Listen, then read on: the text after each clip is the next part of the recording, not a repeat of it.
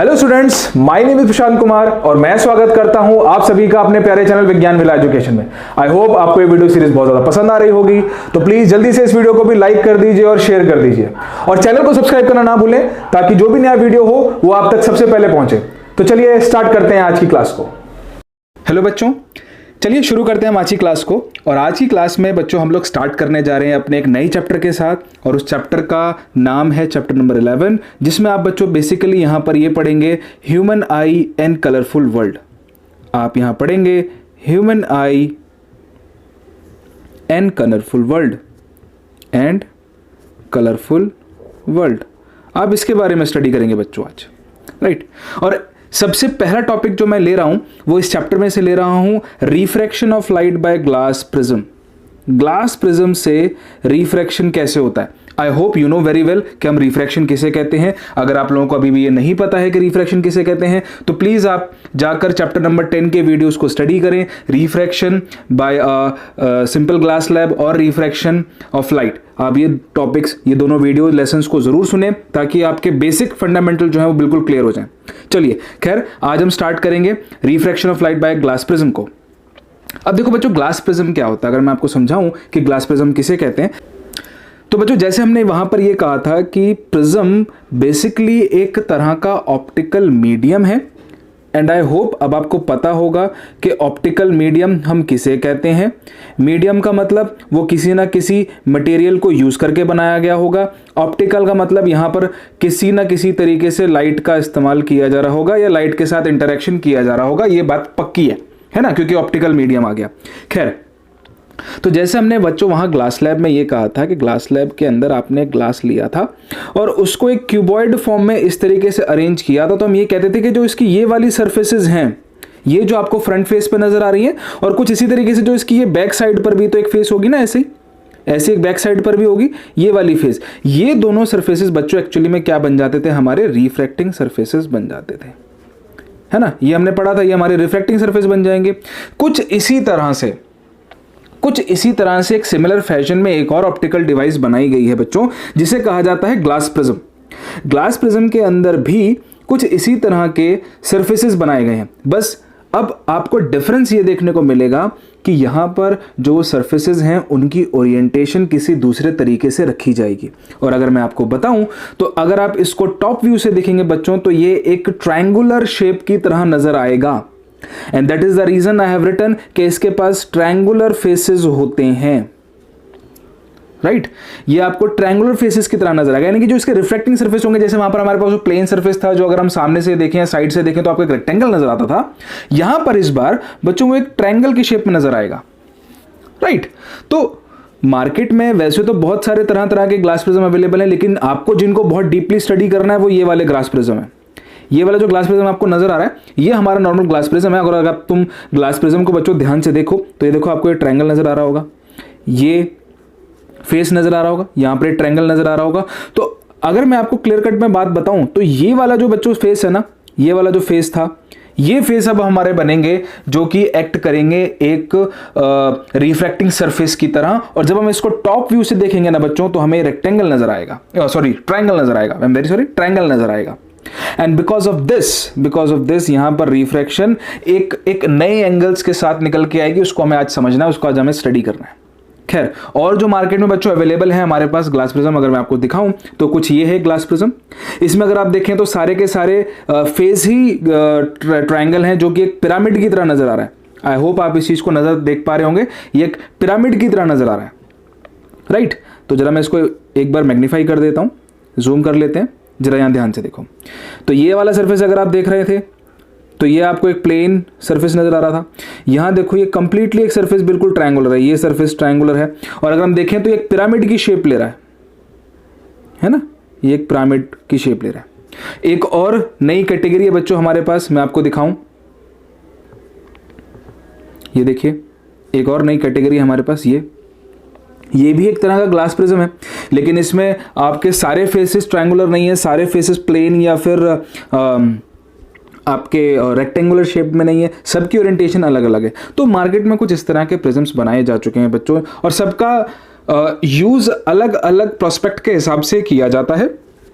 लेकिन सभी में अगर हम रिफ्रैक्शन का फंडा देखेंगे बच्चों, तो रिफ्रैक्शन एक तरीके से वैसे ही हो रहा है जैसे आपने ग्लास प्रिज्म में एक नॉर्मल ग्लास स्लैब के अंदर सीखा था, वो ग्लास प्रिज्म में भी फॉलो होगा और वही बाकी के जो हमारे प्रिज्म्स बनाए गए हैं उनमें भी फॉलो अप करेगा, ऐसा कोई वेरिएशन नहीं आएगा, राइट। तो जो रिफ्रैक्शन का इफेक्ट है वो सेम रहेगा। खैर आगे चलते हैं। तो ये मैंने आपको कुछ समझाने के लिए कि एक्चुअली में ग्लास प्रिज्म कैसा होता है वो समझाने के लिए आपको कुछ इमेजेस दिखाए। खैर आगे चलते हैं। और अब अगर हम इसको टॉप व्यू में देखें, जो हमें बेसिकली मेन रीड करना है वो बच्चों कुछ इस तरीके से हमें एक ट्रायंगल की शेप में नजर आएगा, राइट। और मान लीजिए मैं उसको कह देता हूं ABC, ये उसके 3 वर्टिसेस हैं। तो जो हमारा AB सरफेस है और जो हमारा AC सरफेस है बच्चों, this surface and this surface, we can see कि या वी कैन से कि ये हमारे रिफ्रैक्टिंग सरफेस की तरह एक्ट करेंगे, क्योंकि लाइट यहीं से एंटर होगी और यहीं से वो निकलकर बाहर जाएगी। तो यहां पर जो रिफ्रैक्शन आएगा वो हमें स्टडी करना है, ठीक है। और बच्चों मैं आपको समझा दूं, ये जो एंगल बच्चों बन रहा है ना, ये वाला, ये इसे हम कहते हैं एंगल ऑफ प्रिज्म। ये एंगल ऑफ प्रिज्म होता है। और अगर आप देखेंगे बच्चों तो ये साइड, ये साइड, ये साइड, यानी AB, AC and BC, AB is equal to AC is equal to BC, ये सारी साइड्स आपस में इक्वल होती हैं एंड बिकॉज ऑफ दिस ये एक इक्विलेटरल ट्रायंगल बन गया। इसका मतलब इस एंगल की वैल्यू बच्चों कितनी आएगी, 60 डिग्री, यानी कि ये 60 डिग्री का एंगल बनाता है। तो कभी कभी अगर क्वेश्चन आ जाइए, मान ले कि ये क्वेश्चन आ गया कि आपके पास कि भाई एंगल ऑफ प्रिज्म का एंगल कितना होता है, तो यू शुड रिमेंबर कि भाई एक इक्विलेटरल ट्रायंगल है तो इसकी वैल्यू कितनी आएगी, 60 डिग्री आएगी, ठीक है। समझ में हो गया, क्लियर कट बात हो गई। आगे चलें, चलिए। So angle is known as angle of prism. अब जल्दी से आगे चलते हैं। रिफ्रैक्शन ऑफ लाइट, देखो रिफ्रैक्शन ऑफ लाइट का फिर से एक फंडा रिवाइज करा देता हूं। हमने क्या सीखा है भाई, अपने पास एक इंटरफेस होना चाहिए, ठीक है। लाइट ऐसे एंटर करनी चाहिए। ये इंटरफेस की वजह से हमारे पास 2 मीडियम आ गए, एक मीडियम 1 एक मीडियम 2, और मीडियम चेंज हो रहा है। मीडियम चेंज हो रहा है तो ऑब्वियसली बात है स्पीड चेंज होगी, स्पीड चेंज होगी तो फिर क्या होगा, बेंडिंग होगी, बेंडिंग होगी तो फिर क्या होगा, रिफ्रैक्शन हो जाएगा।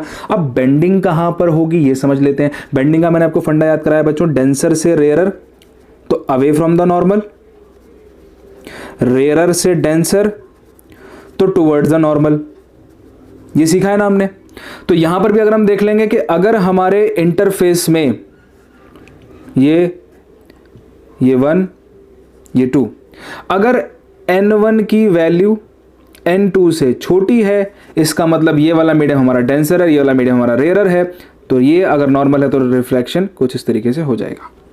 ऐसे ही होता था। आपने इसमें रिफ्रैक्टिव इंडेक्स निकालना सीखा है, आपने इसमें स्नेल्स रूल लगाना सीखा है, तो बिल्कुल कुछ इस तरीके से जल्दी से समझ लेते हैं कि ग्लास प्रिज्म के अंदर रिफ्रैक्शन किस तरीके से होगी। खैर ये अपने पास ग्लास प्रिज्म आ गया, ये इसके वर्टेक्स के नाम हो गए ABC, और यहां पर बच्चों देखो ये एक लाइट इंसिडेंट कर रही है, ठीक है, यहां एक लाइट इंसिडेंट कर रही है। अब अगर हमें ये पता करना है कि किधर की तरफ बेंड होगी, तो मैं आपको समझा दूं। ये हमने किससे बनाया बच्चों, ग्लास से। आपको पता है कि ग्लास का रिफ्रैक्टिव इंडेक्स 1.5 होगा। यहां क्या है, एयर, तो यहां का रिफ्रैक्टिव इंडेक्स क्या है, 1। तो ये केस बन गया बच्चों रेयरर टू डेंसर, और रेयरर टू डेंसर है तो इसका मतलब इसकी बेंडिंग किधर की तरफ होगी, टुवर्ड्स नॉर्मल, टुवर्ड्स नॉर्मल। तो जल्दी से नॉर्मल ड्रॉ कर लेते हैं। देखो भाई ये हो गया अपना एक नॉर्मल, है ना। और अब अगर इसको टुवर्ड्स नॉर्मल बेंड करना तो इसका सीधा सिंपल सा मतलब ये है कि लाइट इस तरीके से बेंड करके जानी चाहिए, ये लाइट कुछ इस तरीके से बेंड करके जानी चाहिए, है ना। तो बिल्कुल देखो इसी तरीके से मैंने इसकी बेंडिंग रिप्रेजेंट कर दी है। अब देखते हैं, अब ये जो रे ऑफ लाइट कैरी कर रही है आगे क्यू पॉइंट्स के आगे, जब ये लाइट फॉलो करती है तो AC सरफेस हमारे लिए अब एक इंटरफेस बन जाएगा। अब इस सरफेस से फिर से क्या होगा, रिफ्रैक्शन होगा। अब अगर हम केस देखें तो यहां पर डेंसर टू रेयर का केस बन गया ना भाई, ये समझ, देखिए डेंसर था, एयर है, तो ये वाला रेयर बन जाएगा। केस हो गया डेंसर से रेयर, डेंसर से रेयर मतलब away from the normal, away from the normal, है ना, नॉर्मल से दूर जाएगा। और अब अगर ये नॉर्मल से दूर जा रहा है तो इसका मतलब देखो ये मैंने नॉर्मल ड्रॉ किया, अवे फ्रॉम द नॉर्मल का मतलब बच्चों ये होगा कि ये इस तरफ बेंड होना चाहिए, क्योंकि अगर ये इस तरफ बेंड होता है तो टुवर्ड्स द नॉर्मल की बात हो गई, इसका मतलब ये इधर की तरफ और बेंड हो जाएगा। तो जल्दी से देख लेते हैं इसका रे, ये देखिए RS, ये बन गया हमारा एक और रिफ्लेक्टेड रे जो हमारे ग्लास स्लैब से बाहर निकल रहा है। तो जैसे हमने बच्चों वहां ग्लास स्लैब के अंदर सीखा था कि PQ हमारा इंसिडेंट रे है, दिस विल बी इंसिडेंट क्योंकि ये इन कर रहा है, दिस विल बी बोलो बोलो एमरजेंट, है ना। क्या होगा बच्चों, ये एमरजेंट होगा क्योंकि ये क्या कर रहा है, ये आउट कर रहा है ना। और अगर हम देखें जैसे हमने वहां पर एंगल ऑफ डेविएशन बनाए थे, है ना। और अगर हम डेविएशन पाथ को अगर पहले हम देख लेते हैं बच्चों, देखो तो ये रे ऑफ लाइट ऐसे जा रही है, एक मिनट रुक जाइए, हाँ ये रे ऑफ लाइट ऐसे जा रही है ना, और ये देखो ये डेविएट होके यहां आ रही है। तो अगर हम देखें तो बच्चों ये अपने ओरिजिनल पाथ से इतना ज्यादा डेविएट हो चुकी है ना, ये डेविएशन दिखाई दे गया। और क्योंकि ये डेविएशन दिख रहा है और ये जो एंगल बन रहा है बच्चों, ये एंगल हमने वहां पर क्या बोला था, एंगल ऑफ डेविएशन, और यहां पर भी क्या बोलेंगे बच्चों इसको, एंगल ऑफ डेविएशन। तो ये बन गया आपका बच्चों एंगल ऑफ डेविएशन। क्लियर हो गई वाली बात यहां तक। तो जल्दी से बाकी बचे हुए पैरामीटर्स देख लेते हैं। तो ये एम एम डैश हमारा एक नॉर्मल हो गया, ये एन एन डैश हमारा एक नॉर्मल हो गया। तो ए बी ए सी हमारे इंटरफेस हैं, राइट। पी क्यू हमारा इंसिडेंट रे, क्यू आर हमारा रिफ्रैक्टेड रे, आर एस हमारा एमर्जेंट रे, एंड एम एम डैश और एन एन डैश हमारे नॉर्मल्स। खैर अब बात कर लेते हैं जल्दी से एंगल्स की बच्चों। तो एंगल्स के लिए मैं इसको वापस से जूम आउट करता हूं, ये लीजिए, ये मैंने जूम कर लिया, ठीक है। अब जरा इस बात को ध्यान से समझना, ठीक है। चलो समझते हैं इस बात को। ये देखो बच्चों, एंगल ऑफ इंसिडेंस आपको ढूंढना है। एंगल ऑफ इंसिडेंस मैंने आपको बार बार समझाया कि आप हमेशा इंसिडेंट रे और नॉर्मल के बीच में एंगल को ढूंढोगे, क्योंकि तुम्हें कौन सा एंगल ढूंढना है, एंगल ऑफ इंसिडेंस ढूंढना है भाई, है ना। एंगल आई ढूंढना है ना तुमको। तो एंगल आई सोचो, अब देखो कहां है, देखो ये इंसिडेंट रे आ रही है, ये इंसिडेंट है, ये नॉर्मल है। तो क्या ये एंगल एंगल आई नहीं है? सोचो, ये एंगल आई बन गया, ठीक है, आई नजर आ गया। इसीलिए मैंने देखो बोला P Q M, P Q M, ये कौन सा एंगल है बच्चों, angle of incidence. Are you getting my point? कोई दिक्कत नहीं है, आगे चले। चलिए अब बात करते हैं एंगल ऑफ रिफ्रैक्शन की। भाई जैसे एंगल ऑफ इंसिडेंस नॉर्मल और इंसिडेंट रे के बीच में था, वैसे एंगल ऑफ रिफ्रैक्शन यानी कि हमारा एंगल आर, ये क्या होगा, इंसिडेंट और रिफ्रैक्टेड रे के बीच का एंगल होगा। तो जरा ये देखो, ये रिफ्रैक्टेड रे गई, ये हमारी नॉर्मल, तो क्या ये वाला एंगल नहीं दिखाई दे रहा? ये एंगल हमारा कौन सा बन गया बच्चों, एंगल ऑफ रिफ्रैक्शन, ठीक है। तो ये बन गया हमारा एंगल ऑफ रिफ्रैक्शन। अब आगे चलते हैं, इसलिए मैंने देखो लिखा है आर क्यू एम डैश, ये हमारा एंगल ऑफ रिफ्रैक्शन है। आगे की बात करते हैं। अब आप ध्यान से देखें बच्चों, अगर इसको मैं बोल देता हूं R1 और इस वाले को बोल देता हूं बच्चों एक R2, हालांकि ये इस AC फेज के लिए इंसिडेंट एंगल का ही काम करेगा, ये काम इंसिडेंट एंगल का कर रहा है, ठीक है ना। मैंने नाम रख दिया है, और वो इसलिए रखा है बच्चों क्योंकि अगर आप ध्यान से देखो, ये वाला एंगल, ये इमरजेंट रे और नॉर्मल रे के बीच में बन रहा है। तो क्या ये एंगल ऑफ इमरजेंस नहीं होना चाहिए, एंगल E? और देखो इसीलिए हमने बोला है NRS, NRS, NRS, NRS, इसीलिए हमने इसको बोला है एंगल ऑफ इमरजेंस। तो आई होप आपको ये सारे एंगल समझ में आ गए होंगे, कोई दिक्कत नहीं होगी। अब जल्दी से बढ़ते हैं जरा आगे की तरफ।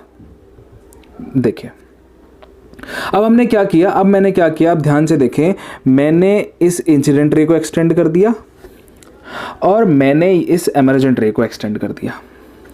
यहां इनके बीच में एंगल बन गया, और इस एंगल को हमने क्या बोला था, एंगल ऑफ डेविएशन। देखो ये लिखा हुआ मैंने एंगल ऑफ डेविएशन, हमारा angle D is the angle of deviation. समझ में आ गया, कोई दिक्कत नहीं रिफ्रैक्शन में। तो इस तरीके से बच्चों रिफ्रैक्शन एक ग्लास प्रिज्म के थ्रू होता है। आई होप आप इसको समझ पाए होंगे, और अगर आपको कोई दिक्कत आ रही है बच्चों तो आप दोबारा से इस वीडियो को रिवाइंड करके इसको समझने की कोशिश करिए, ठीक है यहां तक। अब रिफ्रैक्शन तो बच्चों इतना ही होता है ना। रिफ्रैक्शन में तो कुछ भी हमने ऐसा वो नहीं देखा कि कुछ डिफरेंस हमें देखने को मिले, लेकिन हम ये समझ गए कि रिफ्रैक्शन कैसे होगा, एंड ये बिल्कुल ही सेम फंडा था जैसे कि आपने क्लास लैब में पढ़ा था। अब जब ये काम होता है ना बच्चों, तो एक बहुत ही इंपॉर्टेंट फैक्टर निकल के आया जो हमने ऑब्जर्व किया, वो है डिस्पर्जन। और डिस्पर्जन ऑब्जर्व करने के लिए आपको जो लाइट चाहिए बच्चों, वो व्हाइट लाइट चाहिए, व्हाइट लाइट। अब आई होप आपके दिमाग में ये क्वेश्चन आ गया है, या फिर ये आना चाहिए था कि ये व्हाइट लाइट क्या होती है। लाइट का भी कोई कलर होता है, एग्जैक्टली कलर होता है। आपने देखा रेड कलर की लाइट देखी है, आपने ग्रीन कलर की लाइट देखी है, आपने येलो कलर की लाइट देखी है, आपने ब्लू कलर की लाइट देखी है, बट ये व्हाइट कलर की लाइट क्या होती है बच्चों? समझो, जितनी भी नेचुरल लाइट आप देख रहे हो ना, नेचुरल लाइट, नेचुरल लाइट का मतलब बोले तो वो सन से जो आ रही है, जो लाइट हमारे सन से आ रही है, यानी जो हमें सन दे रहा है, राइट। आपकी जो लाइट आप अपने ट्यूबलाइट्स के अंदर देख रहे हैं, राइट। और मैं अभी एलईडी लाइट्स वगैरह की बच्चों बात यहां नहीं करूंगा क्योंकि उसमें थोड़ा सा आपको वेरिएशन देखने को मिल जाता है, but still yes you can treat them as white also, आप ट्रीट कर सकते हैं। बट मैं आपको फिर भी प्रेफरली ये बोलूंगा कि जो हमारी नेचुरल लाइट होती है ना बच्चों, जो हमें दिन के उजाले में नजर आती है, मतलब जो जब आपको दिखाई देता है कि सुबह हो चुकी है, उस वक्त पर जो आपको वो लाइट फील हो रही है, although you are not observing that light, वो आपको वैसे उसका ट्रैक आपको नजर नहीं आ रहा, बट जिस लाइट को आप फील कर रहे हो ना, that natural light is suppose to be the white light, उसे हम बच्चों व्हाइट लाइट बोलते हैं। और इस व्हाइट लाइट की खासियत यह है कि बच्चों इसके अंदर 7 कलर्स होते हैं, 7 कलर्स। और 7 कलर्स कौन कौन से ये आपको याद करने हैं इसी ऑर्डर में, विबग्योर, विबग्योर, ये 7 कलर हैं। V for violet, I for indigo, B for blue, G for green, Y for yellow, O for orange, R for red. Again I am saying this, V for violet, I for indigo, B for blue, G for green, Y for yellow, O for orange, and R for the danger signal red. And you can learn it as VIBGYOR. आप इसको VIBGYOR से याद रख सकते हैं, आपको order याद रहेगा। जहां कहीं भी आप व्हाइट लाइट जिंदगी में देखेंगे, समझ जाना बच्चों वो व्हाइट लाइट खुद से नहीं आया है, वो एक सिंगल कलर से नहीं बना है, उसके अंदर 7 कलर्स का यूज किया गया है। जो 7 कलर्स आपको ये दिखाए गए हैं विबग्योर की फॉर्म में, ये 7 कलर्स मिलके बच्चों व्हाइट लाइट की फॉर्मेशन करते हैं, ठीक है। अब जब ये व्हाइट लाइट बच्चों हमारे ग्लास प्रिज्म के ऊपर पड़ती है ना, तो एकदम एक नया इफेक्ट हमें देखने को मिलता है। होता तो रिफ्रैक्शन है, लेकिन इसके साथ हमें ये 7 कलर्स बच्चों स्प्लिटेड फॉर्म में नजर आ जाते हैं। स्प्लिटेड फॉर्म का मतलब जैसे ही मैं ये व्हाइट लाइट डालूंगा ना, तो आपको 7 कलर्स अलग अलग नजर दिखाई देंगे, अलग अलग नजर आ जाएंगे। 7 कलर्स दिखाता हूं, देखो कैसे। तो भाई हमने कहा कि जब हम कोई सिंगल कलर डालते हैं प्रिज्म के अंदर तो कोई दिक्कत नहीं, आपको सिंपल एक रिफ्रैक्शन नजर आएगा और सिंगल कलर ही नजर आएगा। जैसे रेड डाला तो रेड ही नजर आएगा, ग्रीन डाला तो ग्रीन नजर आएगा, ब्लू डाला तो ब्लू ही नजर आएगा, उसमें कोई इस तरह का स्प्लिटिंग नहीं होगी क्योंकि सिंगल कलर की बात हो रही है। लेकिन अगर हम वही बात करें व्हाइट कलर की या व्हाइट लाइट की, व्हाइट कलर की नहीं बात करनी चाहिए, व्हाइट लाइट की बात करनी चाहिए, तो जहां पर भी आप व्हाइट लाइट का इस्तेमाल करते हैं वहां पर 7 कलर्स हैं। और जब आप इन 7 कलर्स को प्रिज्म के ऊपर इंसिडेंट कराते हैं बच्चों, तो ये देखो जरा, ये वाला पार्ट देखो, मैं आपको दिखाना चाहता हूं, दिस वन, ये देखो, आप देख पाए होंगे, देखो यहां से हमारी वो व्हाइट लाइट इंसिडेंट हो रही है, रिफ्रैक्शन हुआ, जब एमर्जेंट रेज बनी बच्चों तो देखो ये 7 कलर्स में स्प्लिट कर चुकी हैं। और किस ऑर्डर में करी हैं, अगर आप ध्यान से देख पा रहे हैं, ऑब्जर्व कर रहे हैं, तो विबग्योर उल्टा बना है। ये देखो यहां रेड कलर नजर आ रहा है, यहां वॉयलेट कलर नजर आ रहा है, रिवर्स ऑर्डर में बनता है इस तरीके से, राइट। इस इफेक्ट को बच्चों कहते हैं डिस्पर्जन ऑफ लाइट। तो you can say the dispersion of light is actually the splitting of white light after getting refracted by the glass prism. समझ में आ गया? या the phenomena of splitting of light into its constituent 7 color by refraction is known as dispersion of light। और बच्चों ये जो आपको 7 colours का ये सेट नजर आया है, इस सेट को बच्चों कहा जाता है स्पेक्ट्रम। जो हम टर्म यूज करते हैं it is known as spectrum. तो कभी कभार आ जाएगा डिफाइन स्पेक्ट्रम ऑफ लाइट, तो समझ जाना वहां पर विबग्योर की ही बात हो रही है, ठीक है। आगे चलिए। So this splitting of white light into its 7 constituent colors due to the refraction is known as dispersion of white light and the band is known as spectrum of light। अब समझ लेते हैं कि ऐसा हुआ क्यों, इसका क्या रीजन था। सिंगल कलर डाल रहे थे तो नहीं हो रहा था, एक ही कलर नजर आता था, व्हाइट लाइट डाल दी तो ऐसा क्या होगा कि 7 के 7 कलर्स नजर आ गए। इसका रीजन बच्चों छिपा हुआ है 7 वेवलेंथ्स के अंदर। अब ये समझो वेवलेंथ क्या है। आई होप आप लोगों ने 9th क्लास में साउंड चैप्टर पढ़ा होगा, साउंड के अंदर आपने 3 पैरामीटर्स को पढ़ा होगा, speed, frequency and wavelength. Her wave की अपनी एक स्पेसिफिक वेवलेंथ होती है ना? ये पढ़ा था या नहीं पढ़ा था? इसको हम लैम्डा से डिनोट करते थे।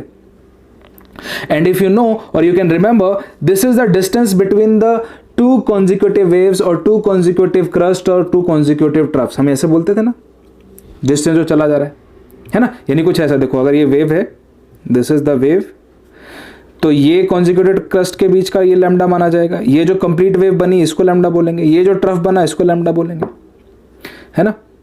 ये पॉइंट के बीच का जो इसको लैम्डा बोलेंगे। ये सारे क्या हमारे लैम्डा वेवलेंथ है। तो 7 कलर्स आ गए, तो ये कलर्स के पास भी अपना अपना स्पेसिफिक वेवलेंथ होता है, सबका वेवलेंथ अलग अलग है।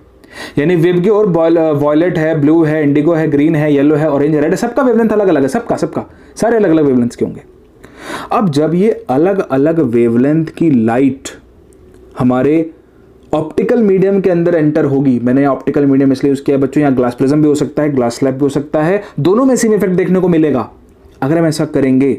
तो because of these different wavelengths अलग अलग वैल्यू पर स्पीड चेंज आएगा, अलग अलग वैल्यू पे स्पीड चेंज आएगा। यानी सबका स्पीड चेंज एक अमाउंट में नहीं होगा, सबका डिफरेंट अलग वैल्यूज पर स्पीड चेंज आएगा। समझो इस बात को। जब कभी भी कोई लाइट एक मीडियम से दूसरे मीडियम में जाती है तो उसकी सिर्फ और सिर्फ फ्रीक्वेंसी ऐसी चीज है जो चेंज नहीं करती, बाकी सब बदल जाता है। सबसे मेरा मतलब है 2 बड़े फैक्टर्स, पहला फैक्टर है अपना स्पीड, दूसरा फैक्टर है अपना वेवलेंथ। ये दोनों बदल जाती हैं, फ्रीक्वेंसी नहीं बदलती है।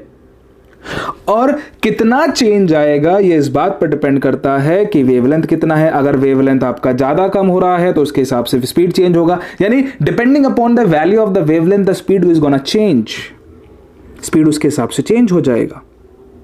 But the fact is this frequency will not going to change. ये फ्रीक्वेंसी चेंज नहीं होगा भाई, ये याद रख लेना। क्वेश्चन आ भी जाता है कभी कभार 1 मार्क में आ जाएगा कि भाई लाइट वेव एक मीडियम से दूसरे मीडियम में जा रही है, तो बताओ कौन सा पैरामीटर है जो चेंज नहीं होता। एमसीक्यू में आ गया मान लो, तो क्या टिक करना है आपको? फ्रीक्वेंसी टिक करनी है। समझ गए? फ्रीक्वेंसी टिक करनी है। खैर, अब 7 डिफरेंट कलर्स हैं, 7 वेवलेंथ है। 7 वेवलेंथ है तो अलग अलग स्पीड पर अपनी बेंडिंग कराएंगे, अलग अलग स्पीड पर अपनी बेंडिंग कराएंगे, तो सबकी अमाउंट ऑफ बेंडिंग एक जैसी नहीं है, वो डिफरेंट आएगी। और डिफरेंट बेंडिंग आने की वजह से अब आपको क्या देखने को मिलेगा बच्चों? ये 7 कलर की स्प्लिटिंग देखने को मिल जाएगी, क्योंकि सब सेम अमाउंट पे बेंड हुए नहीं, बेस सेम अमाउंट पे बेंड हुए नहीं, यानी सब अलग अलग एंगल पे बेंड होंगे। अलग अलग एंगल पे बेंड होंगे तो सीधी सी बात है आपको एक कलर नजर आएगा नहीं, 7 कलर डिफरेंट डिफरेंट नजर आ जाएंगे। तो इस तरीके से आपको 7 कलर्स देखने को मिलते हैं। आई होप आपको ये बात समझ में आ गई होगी। अब अगले सवाल की तरफ चलते हैं कि ये V नीचे क्यों आया, R ऊपर क्यों आया, है ना? V नीचे क्यों आया, R ऊपर क्यों आया? भाई देखो सीधी सी बात है, हम वेवलेंथ के रिस्पेक्ट पे पढ़ रहे हैं, ठीक है? तो ये समझ जाना, जिसका वेवलेंथ ज्यादा होता है उसकी बेंडिंग भी ज्यादा होती है। ये समझ लो, इस रूल को याद कर लो, इस पॉलिसी को याद कर लो। वेवलेंथ ज्यादा तो बेंडिंग ज्यादा, भाई अपने को नहीं पता बाकी कुछ भी, वेवलेंथ ज्यादा है तो बेंडिंग ज्यादा है। अब बात करूं किसकी वेवलेंथ ज्यादा है, देखो तुम इस बात को यहां से पता कर सकते हो। हमने कहा जी बेंडिंग ज्यादा तो वेवलेंथ ज्यादा, बेंडिंग किसकी ज्यादा हुई है? वॉलेट की ज्यादा हुई है। इसका मतलब वेवलेंथ किसका ज्यादा है? वॉलेट का ज्यादा है। तो मतलब ये हुआ वॉयलेट कलर का वेवलेंथ सबसे ज्यादा है और रेड कलर का वेवलेंथ सबसे कम है, इसलिए उसकी बेंडिंग सबसे कम हुई। खत्म बात, समझ गए? यानी कुल मिला के बात ये हो रही है कि भाई व्हाइट लाइट डालोगे तो स्प्लिटिंग नजर आएगी। स्प्लिटिंग के इस इफेक्ट को हमने क्या बोला? डिस्पर्जन। क्यों हुआ? क्योंकि सबका वेवलेंथ अलग अलग है, सबका वेवलेंथ डिफरेंट है, डिफरेंट वेवलेंथ है तो अलग अलग एंगल पर बेंडिंग हो जाएगी। किसकी बेंडिंग ज्यादा होती है? भाई जिसका वेवलेंथ ज्यादा हो। किसका वेवलेंथ ज्यादा है? भाई वॉलेट का वेवलेंथ ज्यादा है। वॉलेट का वेवलेंथ ज्यादा है तो उसकी बेंडिंग ज्यादा हो जाएगी। ठीक है, समझ गए? अब एक और देखो, एक और बात आपके एनसीईआरटी टेक्स्ट बुक में मेंशन की गई है। अपन क्या करें, अपन एक और ऐसा प्रिज्म लाके चिपका दें। यहाँ पे एक और प्रिज्म लेकर आए, वो हमने यहाँ लगा दिया। अब क्या देखने को मिलेगा? सोच के जरा बताओ, खुद सोचो। सोचा, जवाब मिला? क्या मिला? अगर आपने बोला कि हाँ व्हाइट लाइट आ गई तो बिल्कुल सही सोच रहे हो भाई, बिल्कुल सही सोच रहे हो। आपको एक कॉन्सेप्ट समझ में आ गया। देखो अगर हम इस तरीके से दो प्रिज्म को ले आए भाई, दो प्रिज्म को ले आएंगे तो सीधी सी बात है यहाँ 7 कलर्स टूटे, ये 7 कलर्स अब एंटर होंगे। जब ये 7 कलर्स एंटर होंगे तो अलग अलग एंगल पे फिर से बेंडिंग होगी, और इस बार क्या होगा, यही फिनोमेना रिवर्स ऑर्डर में रिपीट कर देगा अपने आप को। अब रिवर्स ऑर्डर में जब फॉलो करेगा तो होगा क्या भाई, जब सब सारे के सारे अलग एंगल पे बेंड होंगे, बिल्कुल ठीक बात है, अलग एंगल पे बेंड हो रहे हैं, लेकिन इस बार हुआ क्या कि जब वो मीट किए तो सारे के सारे एक ही पॉइंट पे मीट कर गए, और उस मीटिंग पॉइंट कैसे हुआ क्या कि वो 7 कलर सारे के सारे वापस से मिल गए। 7 कलर मिल गए तो क्या मिल जाएगा आपको, व्हाइट लाइट मिल जाएगी, इसलिए आपको व्हाइट कलर वापस से मिल जाता है। ठीक है, ये बात समझ में आ गई, क्लियर है, कोई दिक्कत नहीं है। चलिए अब एक बहुत ही इंपॉर्टेंट टॉपिक या इंपॉर्टेंट एप्लीकेशन जो इसके ऊपर एक्सप्लेन की जा सकती है उसे हम कहते हैं रेनबो फॉर्मेशन। आप सभी ने कभी ना कभी अपनी लाइफ में यह देखा होगा कि बारिश के बाद अक्सर रेनबो फॉर्मेशन हो जाती है, और इस रेनबो फॉर्मेशन की सबसे खासियत वाली बात बच्चों ये है कि रेनबो फॉर्मेशन एक तो आपको हमेशा आफ्टर द रेनफॉल दिखाई देगा। इसका रीजन सुन लो, रेनफॉल के बाद हमारे एनवायरनमेंट के अंदर कुछ वाटर बबल्स रह जाते हैं, है ना। आप ऐसा मान लीजिए वाटर बबल्स या रेन ड्रॉप्स मान लेते हैं, जिनका वेट कम है, जो हल्की थी वो वहां पर क्या रह जाती है, वो वहीं पर रह जाती है एनवायरनमेंट में, वो नीचे नहीं आती है। ठीक है, कोई दिक्कत नहीं है। अच्छा, अब होता क्या है, ये जो अब आपकी रेन ड्रॉप है भाई, ये बिहेव करने लगती है एक प्रिज्म की तरह। कैसे, व्हाइट लाइट एंटर हुआ जो सन से आ रहा था, ये सरफेस है, ये वाला इस बार वाटर है, ये इस बार एयर है, एयर से वाटर का आपको पता है रिफ्रैक्टिव इंडेक्स 1.3 होता है, इसका 1 होता है, तो केस कौन सा बन गया भाई, रेयर टू डेंसर का केस बन गया, तो क्या होगा, बेंडिंग हो जाएगी, किधर की तरफ होगी, टुवर्ड्स नॉर्मल, लो जी बेंड हो गया। अब ध्यान से देखो, व्हाइट लाइट एंटर कर रही है तो सबका एंगल अलग अलग एंगल पे बेंड होगा, इसका मतलब बोले तो क्या होगा, फिर से डिस्पर्जन ऑफ लाइट नजर आएगी, ये लो जी डिस्पर्जन हो गया यहां से। अब जब ये रेज ऑफ लाइट बाहर निकलेंगे तो आपको 7 कलर्स देखेंगे, 7 कलर्स नजर आएंगे बच्चों, और ये 7 कलर जब एक ही पर्टिकुलर ऑर्डर में नजर आते हैं तो आपको एक रेनबो फॉर्मेशन होता हुआ नजर आ जाता है। This is how the rainbow formation occur. कई बार क्या होता है बच्चों, कई बार क्या होता है कि मान लीजिए ये रेन ड्रॉप थी, ये व्हाइट लाइट गई, इस तरीके से बेंडिंग हुई, ये यहां से एमर्ज आउट करने के अलावा बच्चों ये कुछ इस तरीके से ना बाहर निकलती है। अगर हम देखें इस सरफेस पर यहां पर, तो इसका रिफ्लेक्शन हो गया है, यहां पर इसका रिफ्लेक्शन हुआ है, देखो बाहर नहीं निकल पाई, वो मीडियम से टकरा के वापस लौट गई, तो यहां रिफ्लेक्शन हुआ है। कई बार ऐसा भी होता है, और इस फिनोमेना को हम बोलते हैं TIR, टोटल इंटरनल रिफ्लेक्शन। आपके एग्जाम सिलेबस के पॉइंट ऑफ व्यू से नहीं है, बट जस्ट नॉलेज के लिए बता रहा हूं, क्योंकि ये भी होता है और ज्यादातर यही होता है। तभी आपको विबग्योर नजर आएगा, वरना आपको उल्टा नजर आने लगेगा कलर, ये ज्यादा होता है जो नेचुरली होता है। ठीक है, क्लियर यहां तक। चलिए सो जल्दी से इसको कवर अप कर लेते हैं। So the formation of rainbow after the rainfall is due to the dispersion of white light because of the refraction from the water droplets which are left suspended in the atmosphere. ठीक है, आगे चलिए जल्दी से इसको cover up कर लेते हैं। तो ये देखिए वही डायग्राम बच्चों वापस से आ गया, सनलाइट पड़ी, रिफ्रैक्शन हुआ। अब अगर यहीं से बाहर निकल जाता तो आपको RV ऐसे नजर आता। अब क्या होगा, यहां पर VR बनाना है, तो होता क्या है, देखो सारा का सारा रिफ्लेक्ट हो जाता है, और इस फिनोमेना को मैंने आपको बोला कि हम क्या कहते हैं, TIR, टोटल इंटरनल रिफ्लेक्शन, और आपको ये नॉर्मल तरीके से विबग्योर नजर आने लगता है। ठीक है, सो नोट, हाँ वही वाली बात मैं रिपीट कर रहा हूं बच्चों, फिर से देखो, फ्रीक्वेंसी चेंज नहीं होती है, सिर्फ वेवलेंथ आपका चेंज होता है। ठीक है, खैर आई होप आपको ये टॉपिक समझ में आ गया होगा। तो बस आज की क्लास के लिए सिर्फ इतना ही। वीडियो पसंद आया तो जल्दी से लाइक कर दो, शेयर कर दो, सब्सक्राइब कर दो, ज़्यादा से ज़्यादा शेयर कर दो इस वीडियो को, है एकदम वायरल करा दो। चलो तब तक पढ़ते रहो, फिर हाजिर होऊंगा आपके पास एक नई वीडियो के साथ आऊँगा, एक नए कॉन्सेप्ट के साथ आऊँगा। तब तक के लिए थैंक यू सो मच।